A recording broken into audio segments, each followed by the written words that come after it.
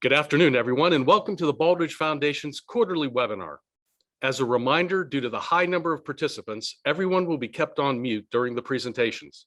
If you have questions, please submit them to the moderator in the Q&A box located on your control screen. Presenters will answer questions during our panel discussion. Before we get started today, I want to take a moment and recognize all of our great sponsors. And a special thanks to the members of the Mac Baldrige Society who serve as trustees to the Foundation's Institute for Performance Excellence. Today's topic is focused on a system for excellence in healthcare, and our panel of speakers will do a crosswalk that integrates the Baldrige criteria for performance excellence and strategic management performance system frameworks. Today's webinar serves as an introduction to the upcoming live online Mastering Strategy in Healthcare Bootcamp, co-sponsored by the Baldrige Foundation, George Washington University's Center for Excellence in Public Leadership and LBL Strategies. The bootcamp, Mastering Strategy in Healthcare, is targeted to senior leaders in healthcare and will be delivered over 10 half-day sessions from October 25th through the 29th and November 1st through the 5th. From 8 a.m. to 12 p.m. Central Standard Time. You can visit LBL Strategy's website or the Foundation's to register. Here is today's agenda and featured guests. Our guests include Randall Rowlandson, President, LBL Strategies, Tamara Fields Parsons, President and CEO of the Tennessee Center for Performance Excellence, and Doug Maris, LBL Strategies Vice President of Operations. Following their presentation, the moderator will take questions from the audience and we will have a panel discussion. That presentation will be followed by brief updates from the Baldrige Performance Excellence Program, the Alliance for Performance Excellence, and Communities of Excellence 2026, along with a few closing remarks. Ladies and gentlemen, I'll turn it over to Randall to get us started. Thank you all. Thank you, Al, very much for having us today. We've been looking forward to this for some time. I will get us going here, and then I'll be handing it off first to Tamara and then to Doug. So who we are, what we do. We are a full-service strategic management, education, training, and consulting firm. We're located in Chicago. Our focus is to help our clients focus and make better decisions by helping them think and act strategically. We are a registered education provider of the Association for Strategic Planning. We prepare people to sit for certification as strategic planning professionals or strategic management professionals. Our partner is, as Al mentioned, the Center for Excellence in Public Leadership at George Washington University. We are a veterans-owned small business. I'm an Army veteran, and we are members of the Project Management Institute, ASP, and the Association for Talent Development. We have three primary offerings in our educational work. We have a certification program in strategy management. We have a boot camp in scenario-based planning, and we have another certification program in agile organization design.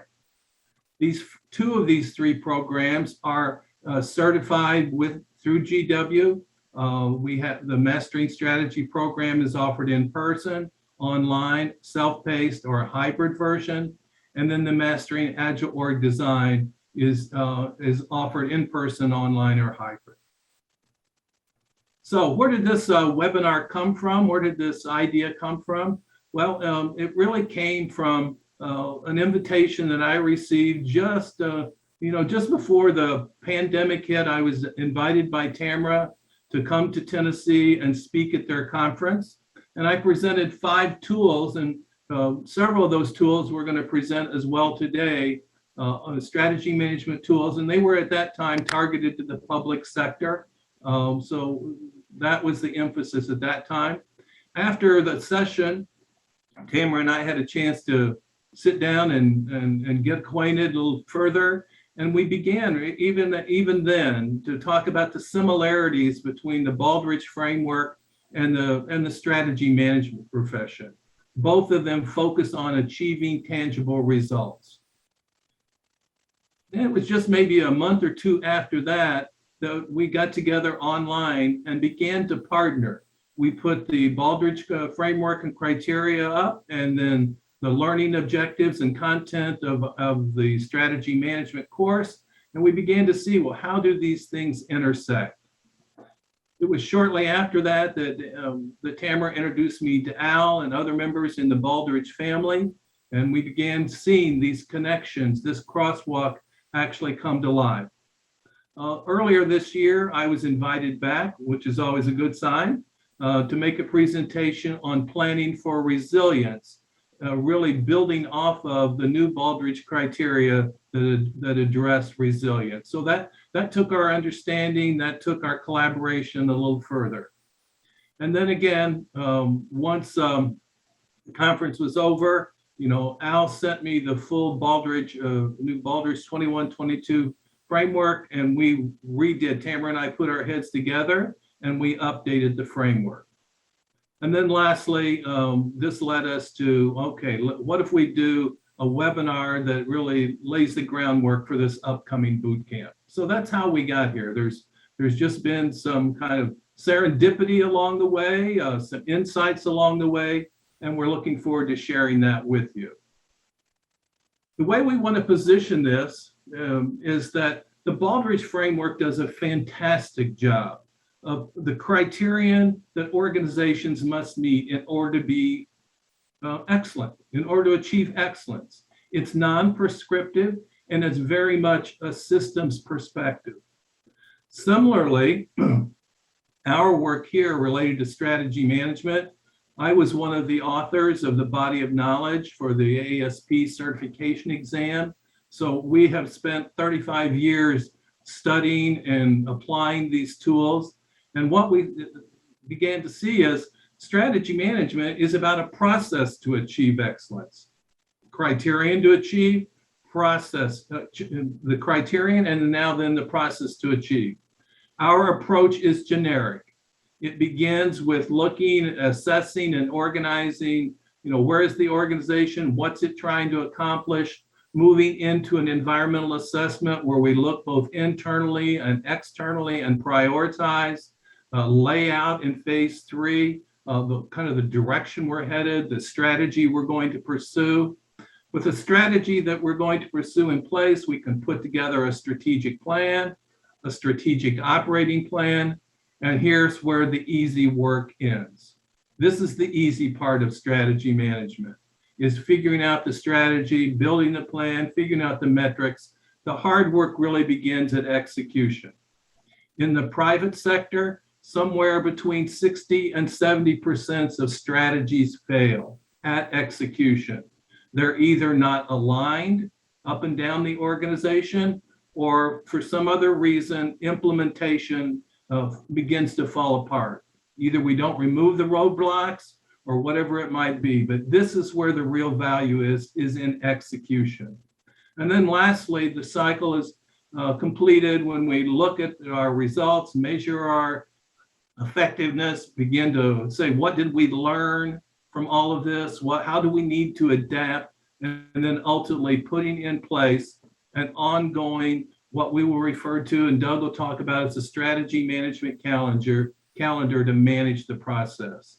This is all presented in this graphic and actually in the course in a linear fashion, but we all know that in the real world, it's iterative, it's back and forth.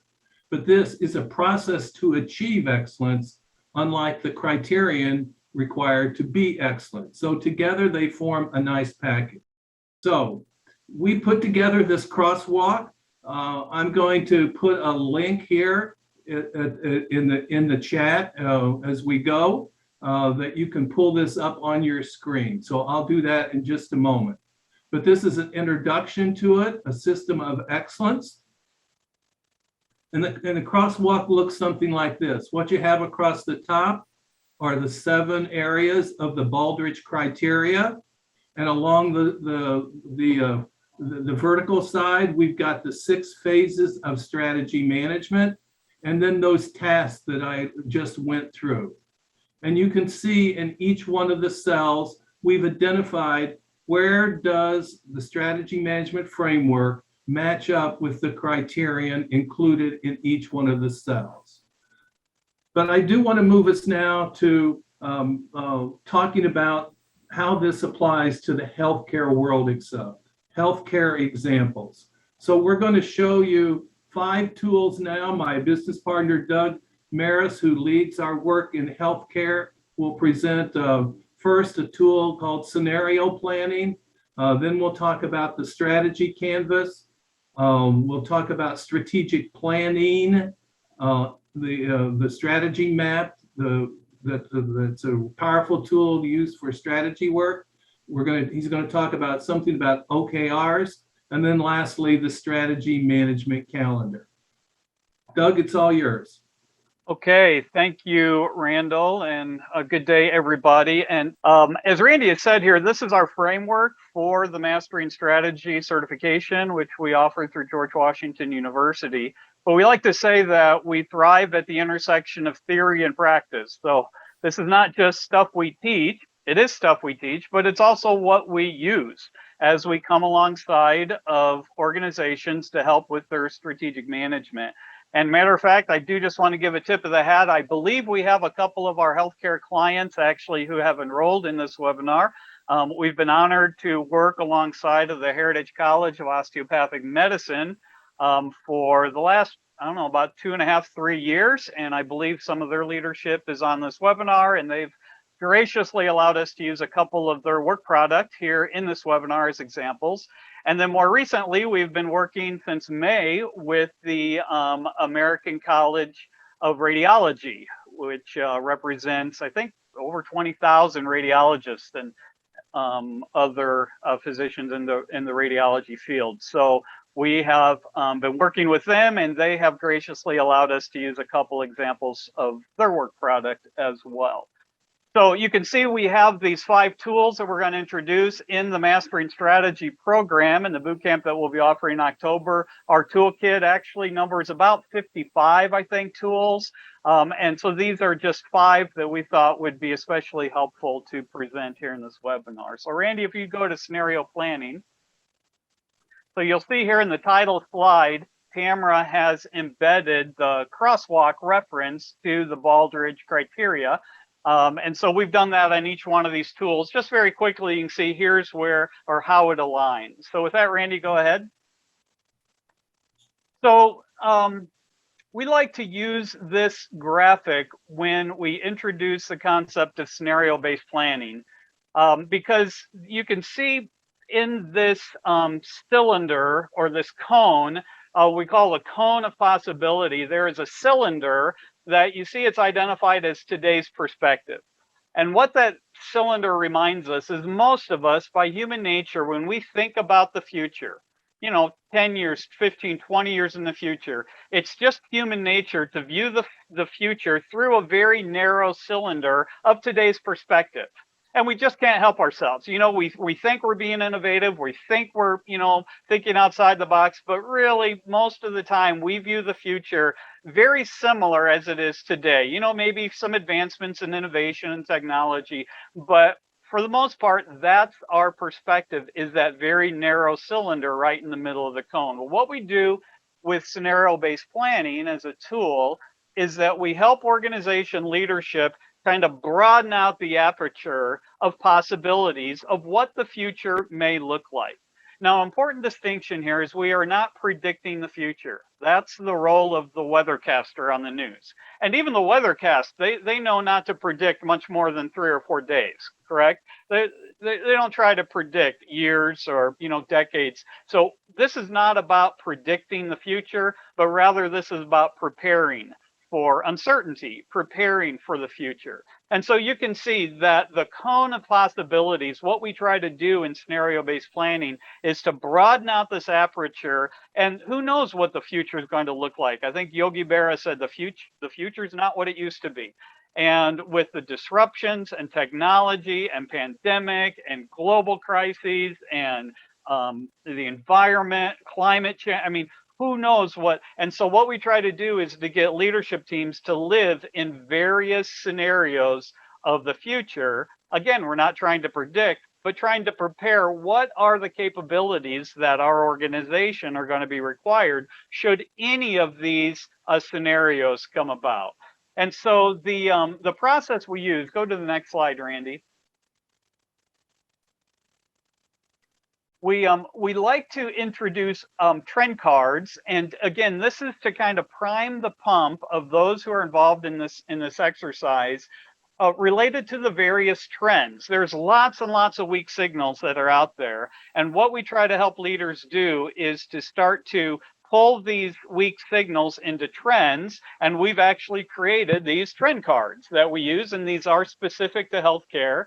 And so trends such as emotional AI, health insurance costs, diversity and inclusion, blockchain.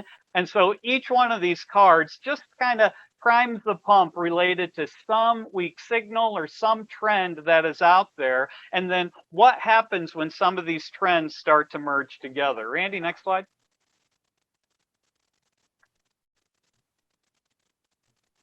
And so the process we use to create the various scenarios is we help an organization identify drivers. What are critical drivers for your industry, for your organization? And then within each driver, identify alternating poles or opposite poles. And so you can see in this example, demographic shifts. One pole being very minor shifts, a major pole being huge, major shifts. Access to healthcare. Whenever I'm working with our healthcare clients, access to care is almost always front and center of the strategic discussion. So one pole is that access has increased. Every individual has access to affordable, comprehensive healthcare. That's one extreme. The other extreme is healthcare is access is decreased and it's limited based on only the wealthy can afford healthcare. And so you see the opposite poles. And then technology. One pole is that it's enabling unprecedented efficiencies, enriching daily life. The other pole is that it's actually replacing healthcare professionals, and robots are doing most of the healthcare lift. And so, and this is an example of 3, we typically use 4. And so with 4 drivers and 2 alternating poles, that gives us an actually 16 various scenarios in which for us to consider. And go ahead to the next one, Randy. And so this is an example we did with our client, the American College of Radiology, and just one of the 4 worlds that they identified as a possible future reality. They titled The Ultimate Radiologist. You can see at the top there the combination of the drivers and the poles. So in this world, economic shifts are minor, or the demographic shifts are minor. Access to healthcare has really significantly decreased. Technology has replaced multiple healthcare professions, and the U.S. economy, it's insolvent. And so you can just kind of scan through the bullet points, and we realize this is really stretching the imagination. We're getting very close to science fiction. We realize that, but that is ultimately the goal here, is to try to get leadership to lift their gaze out of the day-to-day. We're listening to our stakeholders, we're listening to industry experts, and we're listening to the future. And what are some of the capabilities, should this world actually come into existence, what are some of the capability gaps that we're recognizing now so that we can prepare for the uncertain future? So that's the first tool we wanted to highlight, called scenario-based planning. The second tool is Strategy Canvas. Strategy Canvas is the tool that was introduced by Kim and Mawborn. Once again, this slide gives you the cross-reference in the crosswalk.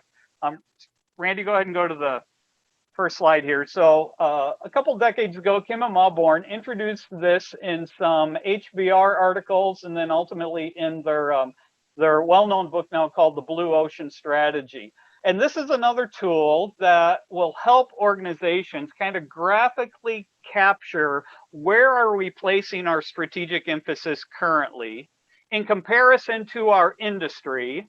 And then the tool can also be used to identify what shifts, what changes do we want to make. Strategy is all about change. Strategy is all about choice based on our changing customer needs. So what are the changes? What are the choices that we're going to make based on the changing customer needs? And the strategy canvas is a really nice collaborative tool to get to that. Next slide. So go ahead and build this all the way out, Randy. So the example that Kim and Mauborn use is that of Southwest Airlines. Now, this is a couple decades old, but when Southwest Airlines first hit the scene, they decided we're going to be different than the airline industry. And you can see the airline industry curve, they have that compared to their current or their strategic emphasis. Now, just to explain the graphic here, on the y-axis is the relative amount of emphasis that Southwest Airlines is going to place or does place on these various differentiators. And you can see premium price, meals, lounges, seating choice, compared to the rest of the airline industry. So let me start with meals, the second one there. Southwest Airlines, you know, if you fly Southwest, they say we're going to put a lower emphasis on meals than most of our competitors. You know, most competitors, you know, and this was pre 9/11 even, but most of the competitors are providing a very nice. Southwest says, you know, we're going after the vacation traveler. We're going to lower our emphasis on that. Lounges. Most of the major airline carriers have, you know, a nice lounge for their, you know, frequent flyers. I'm part of American. I love going into the Admirals Club and free Wi-Fi and food, and, you know, it's clean and quiet. But that's a lot of overhead. That's a lot of cost for the airline. And so Southwest, it's like if we're going after the you know, the vacation traveler, you know, maybe we can save a lot of resource by not providing these lounges. So you get a bag of peanuts when you get on the plane. There's no lounge. Notice the next one, seating choice. That's a lot of logistics and allowing people to choose their seat, an aisle, and row. Well, if you've ever been on Southwest, you know, it's just get on and sit down and shut up, right? You choose your seat when you get on the plane. So notice how Southwest is saying we are identifying some categories that are important to our competitors that we're going to de-emphasize. Now, when we de-emphasize these things, that means we're going to be able to have additional resources available. Notice the one that's circled there to the right for friendly service. You know, we are going to go above and beyond the service, even, you know, beyond our competitors. We're going to put exceptional amount of emphasis on that. And, you know, if you ever fly Southwest, you realize they do try to have fun. They try to go, you know, just that little extra. They tell you jokes over the PA. My daughter and son-in-law, when they got married, they flew to Southern California and Southwest from Midway, Chicago, and midway through the flight somewhere, the flight attendants got word that they had this newlywed couple on board. And so they had all the people in that little area tie their peanut bags together. And they tied all these empty peanut bags together, and they made a veil for my daughter, and they put this peanut bag veil on her head as they flew into Orange County, Southern California. Well, you know, you don't get that on Delta, right? I mean, that's a Southwest thing. We're going to have fun. We're going to make it experience. Notice that down over in the bottom left hand, because we're saving all of these resources, we're also going to put a low emphasis on premium price, kind of a double negative there, but essentially they're saying we're going to be the low cost carrier. And at the time, Southwest, they really carved out their niche in the market by being the low cost carrier. I knew at the time I was flying, I was with a senior healthcare regional senior healthcare organization at the time, and I would fly from Midway to Omaha for $39 one way. Anyway, you can't drive it for that because Southwest was identifying, you know, if we save in these other areas, then strategically we can pass on some of that savings to our customer, be the low cost leader. We can put more emphasis on friendly service and additional emphasis on turnaround time. And this is how we're going to differentiate ourselves from the industry, from the competition. Now, Randy, go to the next slide. So this is an example that the starting point for this is with the American College of Radiology. So I appreciate them allowing me to use this, even though I have really changed it up a bunch since kind of when we did this work, partially just to kind of protect some of their discussion, but also just to kind of illustrate some other points that I wanted to make. So you can see, and I realize it's really fine print there in the bottom, but you can see some of the categories that a medical specialty association may compare themselves to the industry or to the competitors. The first is advocacy. The other is OME education, safety. You can move on down technology, informatics. And so you can see here's some areas that we are emphasizing and some areas that we're not emphasizing. And notice the yellow says as is. So this is where the leadership team comes together and says, right now, this is our current level of emphasis in these categories. Okay, Randy, do one build. Okay, so the red here, the red then, that's our competitor. And so we're just comparing ourselves in these categories up against, some of the other medical specialty associations. So we all put about the same emphasis on advocacy, but our competitors are putting much higher emphasis on OME education. Where if you move on down, you see quality and safety. We're putting a very high emphasis on quality and safety, whereas our competitors not so much. Technology, this has been maybe a lower emphasis where our competitors are much higher. And so you can see here's how we're comparing up against our industry or against our competition. Randy, do one more build. And then the discussion then naturally moves to the blue line, which is our to be. So if the yellow is our as is, the blue is our to be. And so what strategic shifts and emphasis do we want to make? So Randy, just click one at a time, each arrow. So you can see in advocacy, yeah, we put fairly high emphasis. We want to go even higher, of even greater emphasis. Click. And over here in technology, a greater emphasis.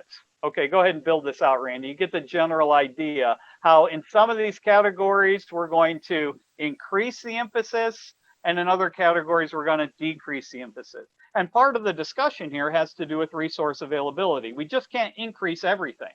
And so we need to, here are some areas that we're going to cut, areas we're going to decrease emphasis, and then we're going to use those resources so that we can kind of go above and beyond in some other areas.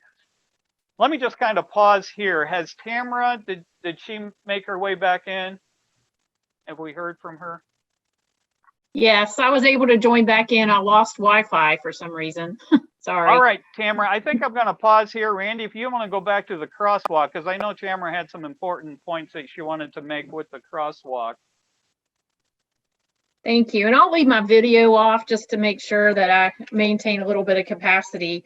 So I'll just speak real quickly. We do have our crosswalk. I want to kind of start out by referencing the actual Baldrige model itself. And when we look at the Baldrige framework itself, that hockey puck or whatever that model is that we call, a quick reminder, and that organizational profile asks us a lot of what questions, right? It's describing the key factors, the key characteristics of an organization. It's a really good foundation to help us figure out what's important. And I'm sure that it's not hard for you to see how laying that foundation would also be a wonderful introduction into using the strategic management performance system. When we look at the key categories of the criteria, I'm going to start a little out of the typical norm, and let's just even look at customers. Some of the questions in the Baldrige performance excellence criteria ask us, who are our key customers? How do we listen to them and learn from them so that we know what their requirements and expectations are now, and we can anticipate what they are in the future? If we stopped right there, we're already asking ourselves questions that will lead us to be able to identify our strengths and leverage those strengths towards strategic planning, and also maybe identify some of our gaps. The criteria is designed to ask us a lot of how questions in the areas of customer leadership strategy, operations, workforce, and measurement analysis and knowledge management. Also that we can identify and leverage our strengths. And we can also identify our opportunities, gaps we need to close as organizations to help us prepare for and overcome challenges that we can both anticipate and those that might take us by surprise. I say all that as we go into the next slide because when you talk to organizations that have used the Baldrige framework for years to become excellent, one of the things that it's an excellent tool, and I am very passionate about it, and those of you that know me know that. What I have learned is sometimes it leads us, when we identify gaps or opportunities to leverage even a strength, we have to go out and start looking for the answer. The criteria helps us identify those things and even helps us prioritize. What it doesn't do is tell us how to close some of those gaps.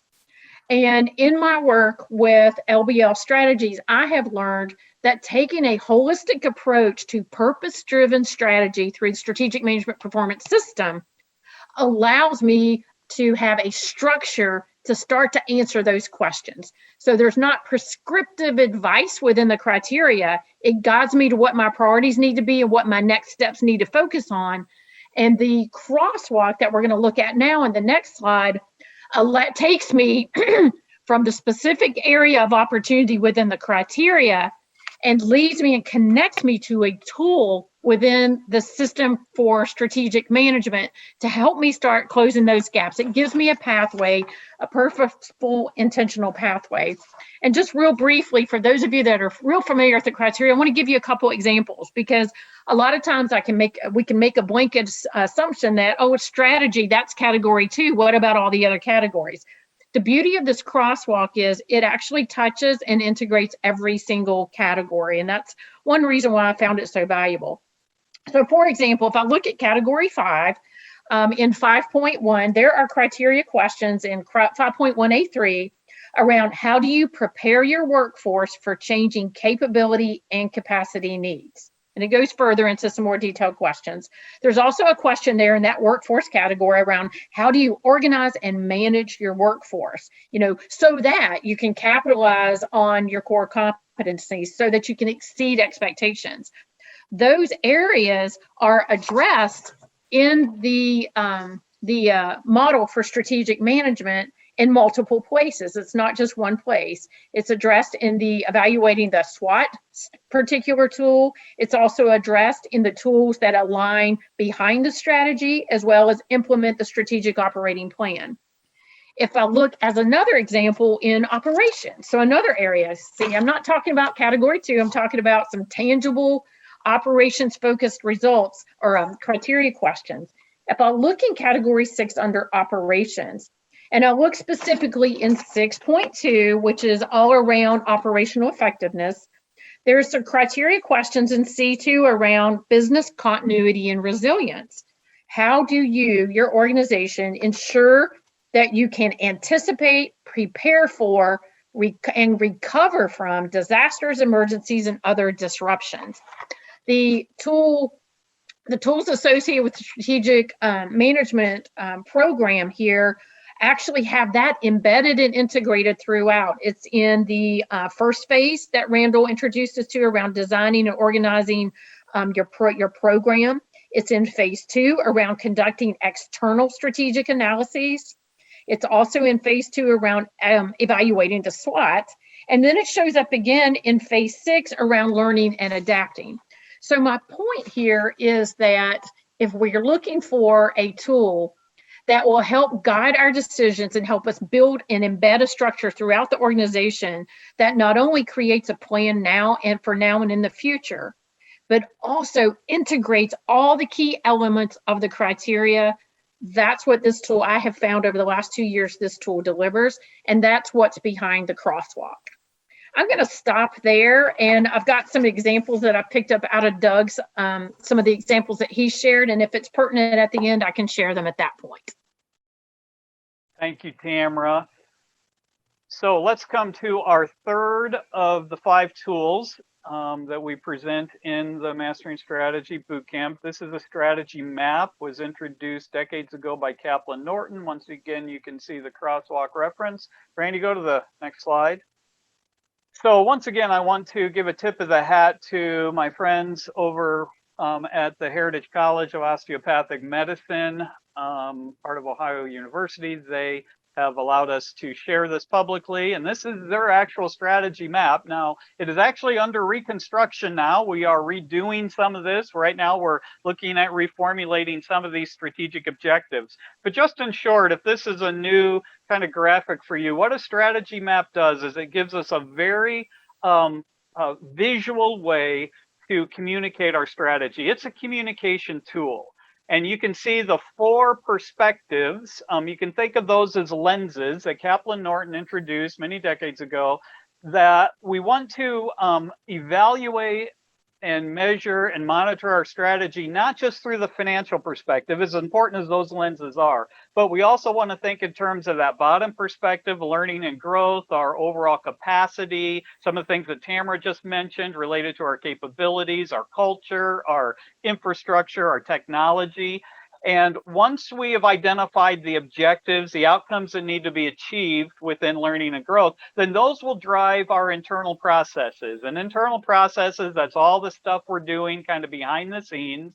Ultimately, and this is set up for a mission-driven organization, we want to identify what the financial objectives are, how we're going to be good stewards with the dollars that are entrusted to our care. But notice in all of the value, all this whole strategy then ultimately goes to the student perspective, that's the customer, and ultimately our strategy is about improving student affordability. That should help strengthen student experience. You see the connectivity, we're showing the cause-effect connectivity, and ultimately driving to enhance the marketability of our graduates.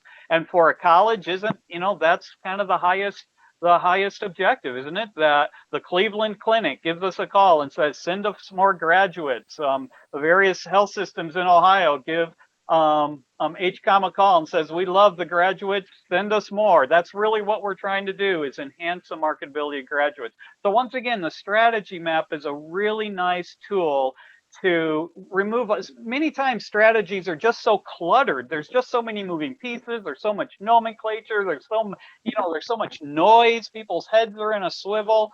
And getting to a strategy map, I'll never forget Dr. Johnson, the executive dean of HCOM, when we finally got to the strategy map, and it was a heavy lift of the deans and the chairs, a lot of people involved. I remember Dr. Johnson leaned back in his chair and he says, wow, finally I have headspace. Finally, it's very clear. Here's what we're trying to accomplish. And then a strategy map like this, go ahead to the next slide, Randy, then can make for a really nice scorecard. And this is the actual scorecard that HCOM used at their last quarterly report out. You can see in the top banner, the high-level strategic direction. Ultimately, that's where we're going. The strategy map then is how we're going to get there. The strategic objectives, notice there's red, yellow, green thresholds related to that next column. How are we performing? Our key performance indicators for each one of those objectives. We ensure that we're measuring what matters most. So there's thousands of metrics in any healthcare organization. But we want a dashboard of what are the most critical metrics that the leadership can monitor so that they can navigate the plane. And then the targets, what are the targets that we've set? And then what's our current performance for the current reporting period? So that's what's very nice about this dashboard, is that very quickly this goes in front of the college leadership and they can see very quickly, here's a success, let's celebrate success. And then here are the areas that need attention. Randy, go ahead, go to our next tool. So the next tool we wanted to introduce, OKRs. Go ahead, Randy. So build this on out. Yeah, so OKR stands for objective and key result. And an objective and a key result, OKRs have actually been around for a couple decades, but they've really been popularized in the last 4 or 5 years by Google and other tech companies that realize we need to increase our agility. And you can see that as one of the key features of OKRs, is the world is changing too fast. We just can't sit back on these old, SMART goals that just, think a year ahead. Or we need a mechanism that keeps our people agile, allows them to pivot quickly. And you notice the other features of OKRs: ambitious, measurable, transparent, easily understood, focused on change. OKRs are not just about doing your job. They're about what am I doing that contributes to the higher level strategy. engagement is a real fundamental feature of OKRs. And honestly, when our team, we first started Reach OKRs, we read John Doerr's book, which is probably the leading book on OKRs. There's 2 or 3 others that are out there. We were like, what's the big deal? It just seems like SMART goals, like 90-day SMART goals. We didn't really embrace OKRs until we started to use them. And then once we started to use them, we realized, wow, there is a real sense of urgency here, a sense of energy, a sense of accountability and transparency as we each understand I know what Randy's trying to accomplish in the next 90 days. And he knows what, I'm trying to focus on and how it's ultimately contributing to the strategy. So we'll spend a lot of time in the boot camp really kind of rolling up our sleeves and helping leaders talk about, is OKR something that could be really helpful for your team. Go to the next slide, Randy. So this is just some example OKRs within the healthcare world. Once again, I wouldn't get too enamored with the detail here, other than you can kind of see what OKRs feel like. Notice how tactical they are, how tangible they are. Sometimes they almost feel just like project milestones, and that's fine. Interview at least 20 applicants for these openings in the next night. Increase this by a certain amount by the end of Q2. We're going to do very tactical, very short term. We have a very tight cadence. And like I said, this came out of the software development world where they realized old-fashioned, writing a long business plan, and then that doesn't work anymore because the world's changing. We need quicker cadence. We need feedback loops quicker. We need to fail faster. And so that's where OKRs came out of. And like I said, were really popularized by Google and other tech companies. Okay, Randy. So this is the last tool that we're introducing in the webinar. Like I said, we have about 55 of these, I believe, in the boot camp. But we find this tool to be very, very helpful in the work that we do. It's a strategy management calendar. Go ahead, Randy. And this is just kind of at a high level what we're trying to accomplish with the strategy management calendar. We're just trying to be very deliberate as to during the calendar year, what are the things that we need to do related to last year, kind of summing up, aggregating the strategic performance from last year, that's in the blue. And then obviously all the stuff we're doing this year to execute on our current strategic plan. But then we're also thinking about next year, and that's in the green. So on any given year, we're doing some things that look back, some things obviously we're executing on the current plan, but we're also kind of starting to look ahead as we pivot and adapt and think about the future as well. So Randy, go to the next slide. Once again, thank you to the Heritage College for allowing us to use this. This is their current strategy management, performance management calendar. You can see a number of swim lanes. The top swim lane is the executive committee. Randy, do the first build. And so you'll notice there once a quarter, and the first one here is in July, we're doing the 4th scorecard performance report. So that scorecard that I shared a few slides ago, that goes in front of the executive committee once a quarter for them to look at how are we performing related to our strategy. Randy, do another build. And then notice, then the next month, then the executive dean strategy team is to get together and we're going to talk in more detail, what are the corrective actions for those underperforming objectives? We don't have time to do it at that July meeting. That's just a kind of a very quick overview. Each of the objective champions talks about our objective and how we're performing. But then when we come back together in the executive teams meeting, that's when we're putting corrective actions in place. Randy, go ahead and build out one more and another one. Okay, and so the same thing happens quarter over quarter. We're reporting out, and then we're huddling together with the executive dean's team. What are the corrective actions that we need to put in place? Another build, Randy. Now you notice the senior leader operations team, they're going to be engaging in what we call lower loop discussions. That's related to the double loop learning model. This is where we're actually going to take some time and look at the performance of each individual objective. Go ahead and build out that row, Randy. So you can see, yeah, go ahead and build it all the way out. You can see month over month, we're just going to take a time once a month or 1 month, we're going to look at objective number 1, enhance marketability of graduates. The next month, we're going to look at strengthening student experience. So this is where the objective champion really has the time to kind of talk about that objective. What are the initiatives that are driving it? How is it performing? So we make sure, and it's built so that twice a year, each objective, there's kind of a deep dive on each of the strategic objectives. Okay, Randy, another build for that. Yeah, go ahead and build that one all the way out. And you'll notice then here for the executive dean strategy team, this is where we're not only are we doing the corrective actions related to the scorecard, but this is where we're planning for next year. And we tied this into the strategic management performance system, phase 2, which is the environmental scan that's helping everybody lift their gaze and look at the landscape. We want to do that in September. And then in December, we're going to be working on phase 3, revalidating our mission, revalidating the vision. We don't rewrite it all, but let's, revalidate it and make sure it's still serving us well. And then phase 4, there in March, that's where we're starting to work on the next operating plan for the next year. And do we need to tweak any of the objectives? Do we need to tweak any of the KPIs? And then phase 5, we're getting ready to put the execution plan in place for the following year. One last build on this slide, Randy. And so you can see, and we've been standing up a strategy management office. And so the strategy management office is working behind the scenes to kind of undergird and support the entirety of this calendar. Randy, I think that's my last tool. Yeah, so once again, you can go ahead and go. I just wanted to say a word about the boot camp. We'll spend much more time on all 5 of these tools and many other tools in our Mastering Strategy and Healthcare boot camp. With that, Randy, I'll turn it back over to you. So thank you, everyone. Please do reach out and get acquainted. We'd be very happy to engage and get to know you and so forth. So let me come now to the panel and hand it back to you, Al.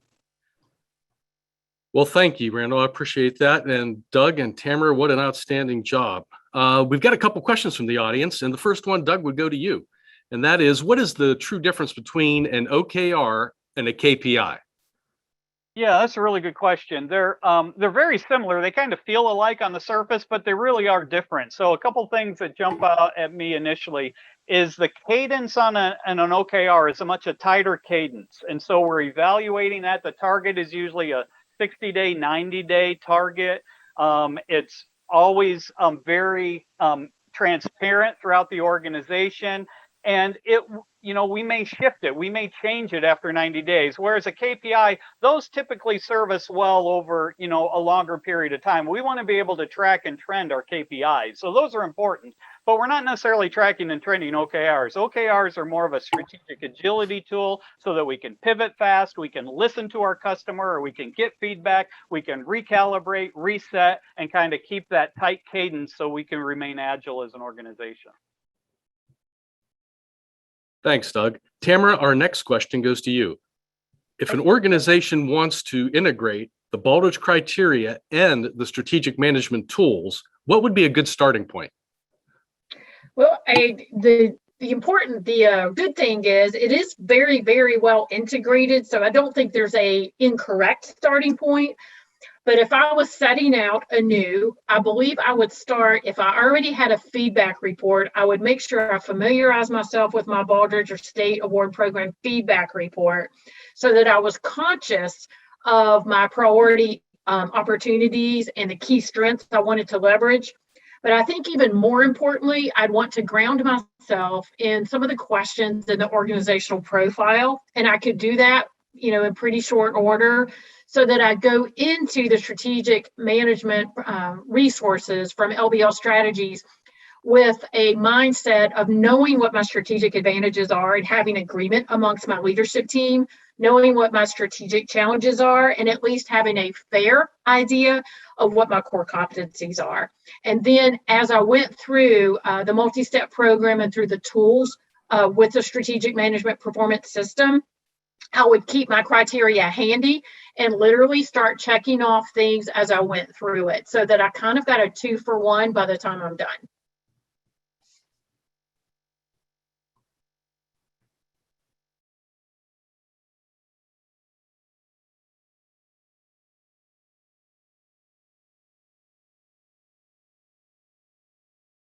There you go. Thank you very much. Okay, so, and go ahead to the next slide, please, Randall.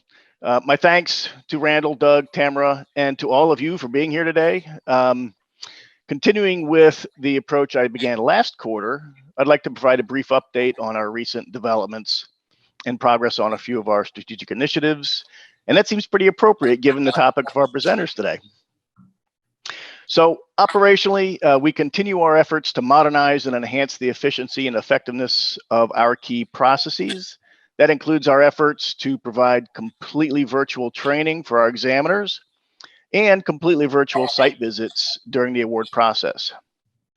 Those site visits are actually occurring now, and we have 7 examiner teams that'll be visiting with their assigned applicants over the next 2 weeks.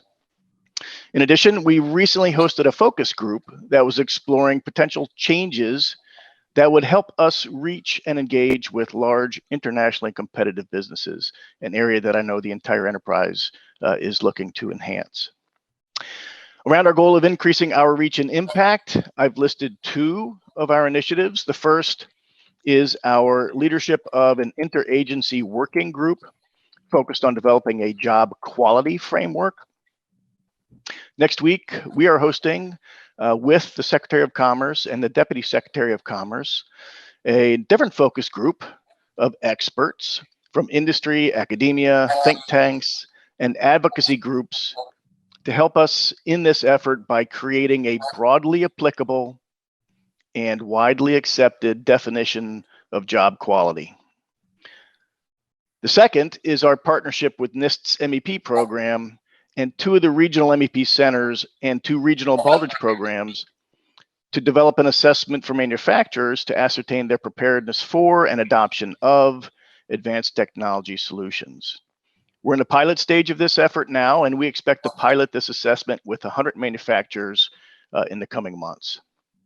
And with that, knowing we are very tight on time, I will turn it back over to, I guess, Randall to move on to what would have been Brian's presentation. Brian is not here, but he really wanted to announce to everybody that we have the fall conference coming up. So if you go to the next slide. And the information is there.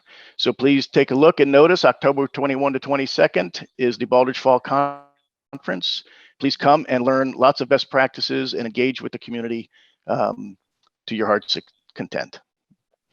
Okay, and now one more and we can move on to Stephanie. Well, hello, everybody. It's great to be here. I'm Stephanie Norling, Executive Director of Communities of Excellence 2026. And if you wouldn't mind moving to the next slide, Randall. I'll just say in the spirit of strategic planning as well, Communities of Excellence is actually undergoing a new 5-year strategic plan, which I will look forward to rolling out to you all at some point in the future. We are also looking at how to increase our impact and spread the Communities of Excellence framework around the country even more. So really excited about this opportunity and thinking about how to continue to grow the organization. We are actually in just a week kicking off our 5th year of our National Learning Collaborative of Communities. That's where community excellence groups, leadership, and communities across the country come together to learn how to apply the framework in their community and also learn from each other best practices and ideas to how to continue this work together. So we are up to 25 communities across the country that are using this framework in either their first year or all the way into our alumni group, which is up to 5 years of work with us. So we're really excited about how we've grown so far. We continue to update the Communities of Excellence framework based on what we learned from communities across the country. And my final bit of information for today is that our assessment and recognition program is right in the midst. The feedback reports are sent to the communities on October 15th.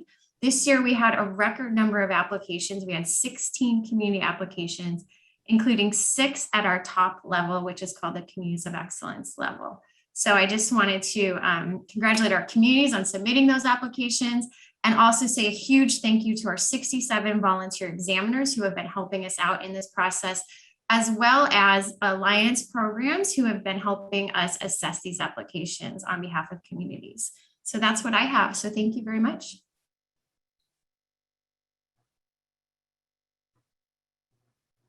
Okay, Al, Jerry, are you guys back? Well, I'm sure they would want me to say thank you all very much. Technology has bitten us again today.